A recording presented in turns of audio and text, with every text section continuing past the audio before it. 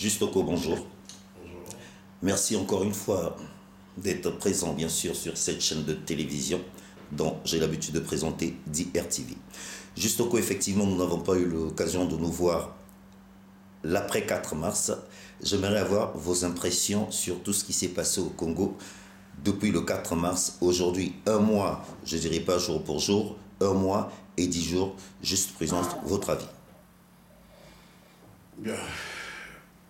Bon, mais donc en la matière, il faudrait bien que je précise des condoléances envers les familles éprouvées relatives à cette situation de Brazzaville, qui est bien entendu une catastrophe pour le pays tout entier. Donc il était important que je précise que ma pensée va d'abord envers les familles éprouvées, les victimes, et que j'espère que nous trouverons des forces, d'une façon générale, à porter des solutions attendues par des populations éprouvées et par l'attention congolaise d'une façon générale. Et vous parlez du 4 mars. Le 4 mars devrait rester pour nous autres Congolais, militants ou pas, membres du Parti congolais du travail, MCDDI, l'UPADES ou bien d'autres partis, simplement être Congolais, une journée mémorable. Parce que le Congo a été frappé de plein fouet, personne s'y était préparé, nous avons été tous désagréablement surpris. Et je pense que cette journée restera une journée inoubliable. Je pense aussi que le gouvernement trouvera, là il ne s'agit plus des mots, mais au niveau de l'action, ce qui est juste, qui pourra corroborer avec la façon de voir qui soit la plus juste pour les victimes et puis les disparus. Monsieur Oko, effectivement, je vois que vous êtes très proche de Brazzaville et surtout, je me rends compte que vous avez même l'insigne du PCT, dont aujourd'hui je pense que c'est l'un des premiers partis au Congo. Nous avons eu des arrestations au Congo, monsieur Oko. Qu'est-ce que vous pouvez nous dire de ces arrestations pour les téléspectateurs et téléspectateurs qui nous suivent et surtout pour les informations que vous avez? Bien, bon, mais vous savez que cette problématique des arrestations, c'est la suite des événements selon ce que le pays a vécu. En tout état de cause, il faut que je précise que dans tout état démocratique, comme le nôtre, il est tout à fait normal qu'après une situation pareille, vous savez, la catastrophe du Congo a une particularité. Pour être beaucoup plus précis, nous essayons d'observer un peu à travers le monde, donc il y a des catastrophes qui ont d'autres origines. Nous avons vécu, enfin, nous avons connu le tsunami, à distance, bien entendu. Nous avons connu d'autres types de catastrophes ailleurs, qui sont là des catastrophes qu'on pourrait considérer comme étant naturelles. Mais la catastrophe du Congo a une autre saveur, parce que selon les soupçons et les attendus, nous avons l'impression que c'est l'homme qui est au centre de cette manœuvre. Et cela laisse un goût amer compte tenu de ce que les gens ont subi au Congo. Et donc les enquêtes actuelles ne peuvent être que les bienvenues, puisque dans tout État respecté et organisé, il est tout à fait normal que suite à des activités, à une action pareille, à un acte pareil, un acte de barbarie, de sauvagerie, qu'il y ait une enquête qui soit une enquête équitable, parce que je pense que ce soit au niveau des politiques ou au niveau du peuple congolais tout entier, dans son ensemble, nous attendons que les enquêtes accouchent des résultats, peut-être pas spectaculaires, mais justes. Et vous me parlez donc des enquêtes, j'aimerais aussi préciser que, je répète encore, suite à un fait pareil, suite à la gravité de ces faits, il est tout à fait normal qu'après les enquêtes, qu'il y ait des poursuites, si jamais il y a des gens qui ont été impliqués directement ou indirectement dans ce qui s'est passé au Congo, ils doivent payer, ils doivent donc passer à la caisse pour banquer, ce qui est tout à fait normal. Et donc voilà pourquoi je considère que cette séquence des enquêtes, c'est une étape très très important et primordial pour le peuple congolais dans son ensemble. Monsieur Oko, effectivement, la dernière discussion que nous avons eue ensemble, on avait parlé, je vais revenir un tout petit peu sur le Parti congolais du travail. Depuis ces événements, est-ce que vous avez un message de votre secrétaire général? Bon, je pense que les partis politiques tels que la sphère congolaise, la sphère politique congolaise les présente, ont pour chacun dit un mot à propos de ces événements. Il n'y a pas que le Parti congolais du travail, je crois que le MCDD y a parlé à travers son secrétaire général, et puis le PADES et d'autres partis ont parlé. Je ne veux pas faire de cette affaire la récupération politique par rapport à mon titre au sein du Parti congolais du travail, ou bien au sens que je milite ou aux valeurs que je crois. Je dis simplement que c'est une affaire qui frappe le Congo tout entier, et tout le monde devait considérer, nous devions tous considérer que la famille congolaise dans son ensemble a été frappée, et donc le mot que j'ai à dire, bien sûr, c'est le regret. Nous souhaitons que ces enquêtes aboutissent, parce que nous devons connaître les tenants et les aboutissants de cette affaire, parce que c'est une affaire qui restera historiquement grave.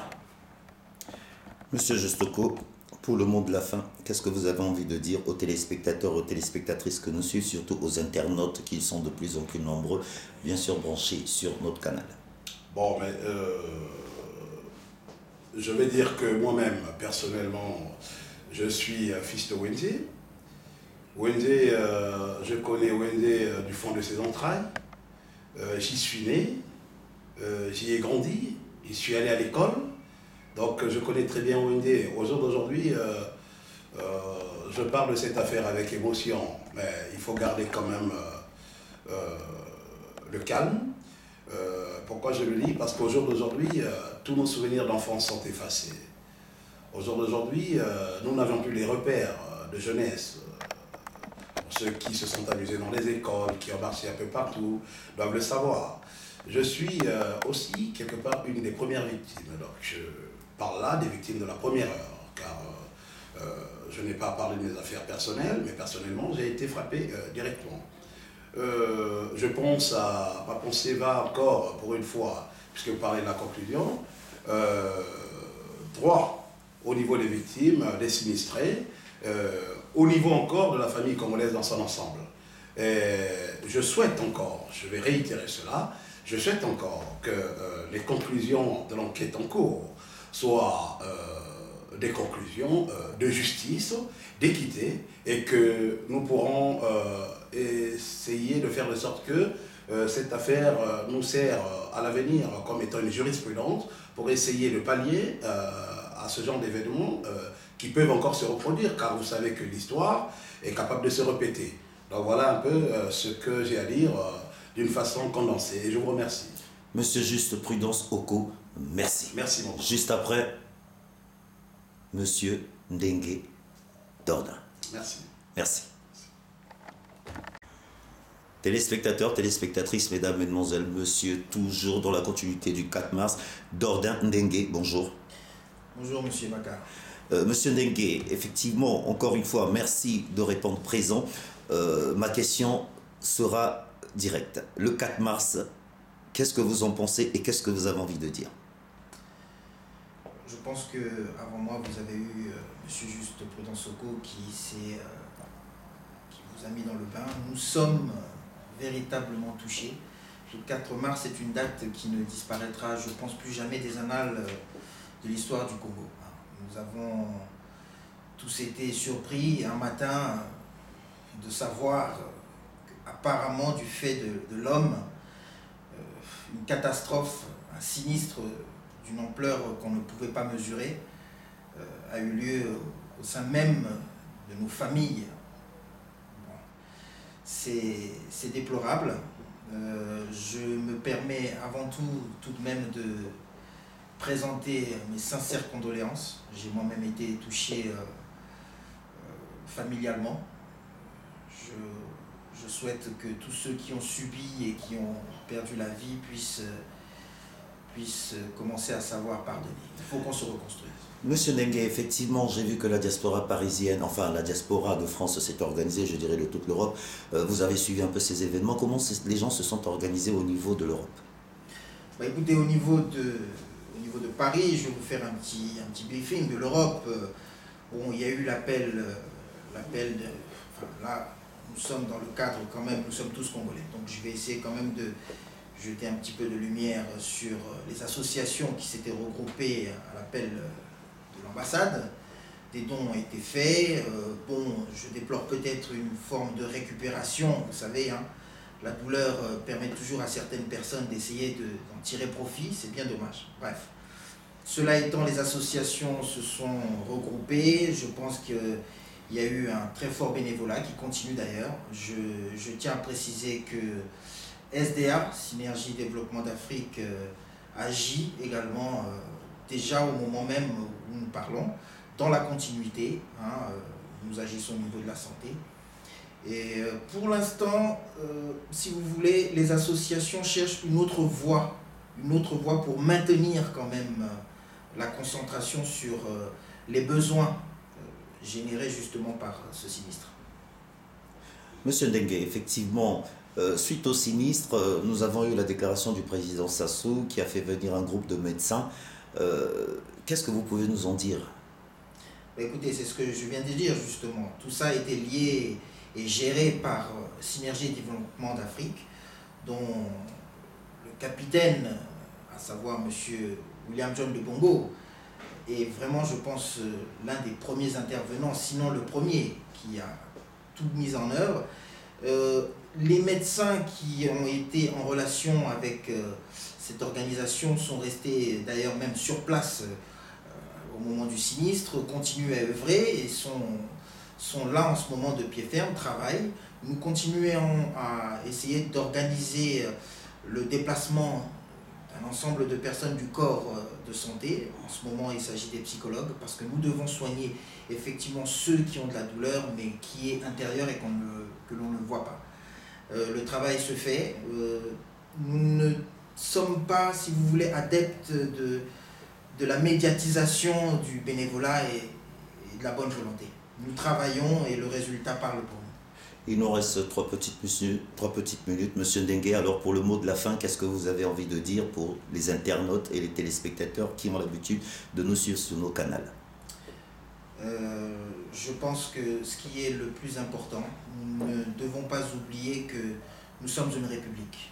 Le sens de la république, c'est l'unité, la solidarité et par-dessus tout la sécurité.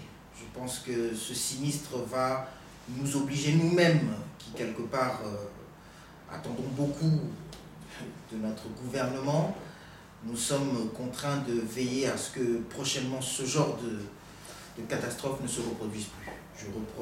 Je réitère mes sincères condoléances et souhaite que le bénévolat se maintienne partout en France et en Europe en direction du Congo. Monsieur Dengue, merci. Je vous remercie, monsieur.